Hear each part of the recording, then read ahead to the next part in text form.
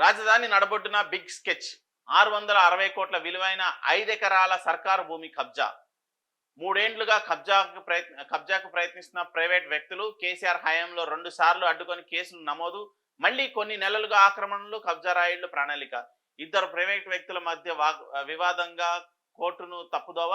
Court నుంచి injection order తెచ్చుకొని మళ్లీ ప్రవేశం. ఈ ఉత్తర్వులను సవాల్ చేయని రెవెన్యూ అధికారులు. తెర వెనక చక్రం తిప్పుతున్నది ఎవరో అన్న దానిపై అనుమానాలు. ఇవి ఎక్కువైపోయినాయి. మొత్తం ల్యాండ్ కబ్జాలు ఎక్కువైపోయినాయి. ఇవన్నీ చేసేది Revanth Reddy and co, Revanth Reddy and brothers అని మాస్క్ కనబడుతుంది, కానీ వెనకాల చాలా పెద్ద మంత్రాంగమే నడుస్తుంది. సో తెలంగాణలో రేవంత్ రెడ్డి వెనకాల ఉండే క్వార్టరీ అనుకుంటున్నారు, కానీ దాని వెనకాల కూడా చార్టెడ్ ఫ్లైట్ లో ఢిల్లీకి తిరిగే పెద్ద మనుషులు చాలా మంది ఉన్నారు. కాంగ్రెస్ పార్టీకి సంబంధించి ఇక్కడి నుంచి ఢిల్లీకి, ఢిల్లీ నుంచి హైదరాబాద్ కి చార్టెడ్ ఫ్లైట్లో తిరిగే పెద్ద మనుషులే ఈ మంత్రాంగాన్ని నడిపిస్తున్నారు. 660 కోట్ల విలువైన భూములు, పెద్ద పెద్ద కంపెనీలు, పెద్ద పెద్ద ఇండస్ట్రీలు, వీటన్నిటిని బ్లాక్మెయిల్ చేస్తున్న బడాబాబులు ఇంకా చాలా మంది ఉన్నారు రేవంత్ రెడ్డి వర్గంలో. వెనకాల బ్యాక్ ఎండ్ లో వాళ్ళు మంత్రాంగాన్ని నడిపిస్తున్నారు.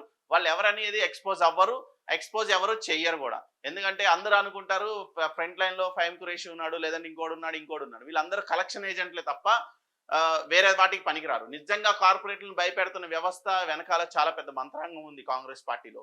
సో అది బట్టబయలయ్యే రోజు వచ్చిన రోజు మాత్రం రేవంత్ రెడ్డికి ముచ్చమటలు పడతాయి. సో ఇక్కడ పరిస్థితి ఏంటంటే పెద్ద పెద్ద ఫ్యాక్టరీస్ ని, కంపెనీస్ ని, పీసీబీ పొల్యూషన్ కంట్రోల్ బోర్డు పేరుతో కావచ్చు, ఫైర్ సేఫ్టీ పేరుతో కావచ్చు, రకరకాల సేఫ్టీ మెజర్మెంట్స్ పేరుతో కంపెనీస్ ని మూసేసే ప్రయత్నం రేవంత్ రెడ్డి సర్కార్ చేస్తుంది. ఒక పక్కన ఆదాయం లేదు అంటుంది, ఒక పక్కన కంపెనీలని కావాలని సీజ్ చేస్తుంది, వాళ్ళని బ్లాక్మెయిల్ చేస్తుంది. వాళ్ళ దగ్గర నుంచి వీళ్ళకి అనుకున్న వాళ్ళని కంట్రోల్ చేయడానికి ప్రభుత్వం శతవిధాలా ట్రై చేస్తుంది. ప్రభుత్వం ఇన్ ద సెన్స్ రాజకీయ నాయకులు శతవిధాలా ట్రై చేస్తున్నారు. సో కార్పొరేట్స్ ని చాలా ఇబ్బంది పెడుతుంది తెలంగాణలో రేవంత్ రెడ్డి సర్కార్ అనేది అయితే వాస్తవం. ఎందుకంటే కార్పొరేట్స్, సినిమా కూడా కార్పొరేటే. సినిమా కూడా ఇవాళ రేపు కార్పొరేట్ వ్యవస్థే. సినిమాలో ఉన్న కార్పొరేట్లు అవ్వచ్చు, లేదు అంటే బయట ఉన్న కార్పొరేట్లు అవ్వచ్చు. అది ఫార్మా అవ్వచ్చు, రియల్ ఎస్టేట్ అవ్వచ్చు, ఇంకా రకరకాల ఇండస్ట్రీస్ ఉన్నాయి.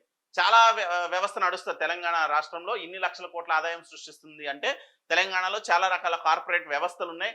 వాటన్నిటిని సాఫ్ట్వేర్ ఇండస్ట్రీ అవ్వచ్చు, ఇంక ఎనీథింగ్ వాట్ ఎవర్ మేబీ, అట్లా చాలా కంపెనీలకి వెనకాల బ్లాక్మెయిల్స్ జరుగుతూ ఉన్నాయి. చాలా మంది సఫర్ అవుతున్నారు. ఇంకా శరణోగతి అన్న పరిస్థితుల్లో రేవంత్ రెడ్డి కాళ్ళ దగ్గరికి రావాలనే ప్రయత్నంలోనే వాళ్ళ వ్యూహాలు ఉన్నాయి.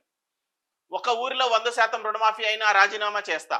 ఏ ఊరిలో నిరూపించినా రాజకీయ సన్యాసం. 24 గంటలు కరెంట్ ఇస్తున్నట్లు నిరూపిస్తే శాసనసభాపక్షం మొత్తం రాజీనామా చేస్తాం. అబద్ధాలు చెప్పడంలో రేవంత్ రెడ్డి దిట్ట. చారానా మాఫీతో మొత్తం అయినట్లు పోజులు. 550 కోట్లతో పత్రికల్లో ప్రకటనలు ఇచ్చి గప్పాలు. BRS working president KTR fire. మంత్రులు కోమటిరెడ్డి, జూపల్లికి గట్టి కౌంటర్. 3 పంటలకు భరోసా ఇస్తారా? సర్కారు ఎకరానికి 17,500 బాకీ పడింది.